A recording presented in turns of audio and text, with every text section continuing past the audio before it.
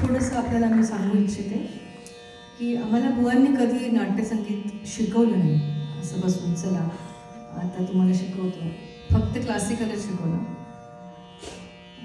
परंतु त्यांच्या प्रत्येक कॉम्पोजिशनमध्ये गाण्यासाठी वेगवेगळ्या डायमेन्शन्स ज्याला आपण म्हणतो तसे होते.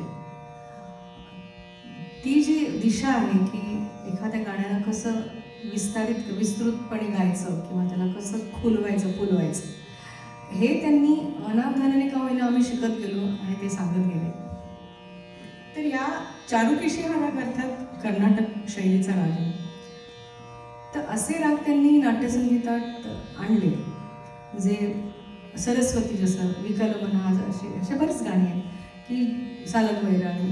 तर हे सगळे राग पूर्वी नाट्यसंगीतात कधी कोणी गात नसत.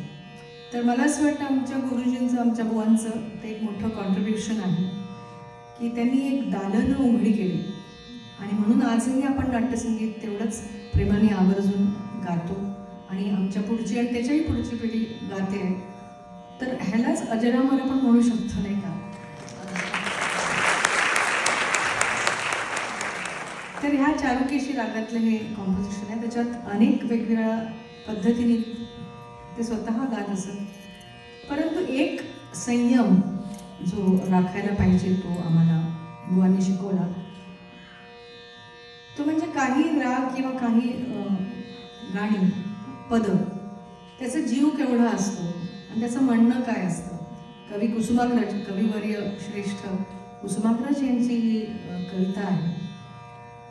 तर ह्याला फार आळवता आहे, ह्याला फार जास्त विस्तारपणे गाऊ नका असं सांगत असत आणि कुठे विस्तार करू नका असे सांगितले. त्यात असं एक वाक्य आहे, प्रियकराला पोचवा असं आहे. तर ते म्हणाले हे सारखं सारखं नाही म्हणायचं.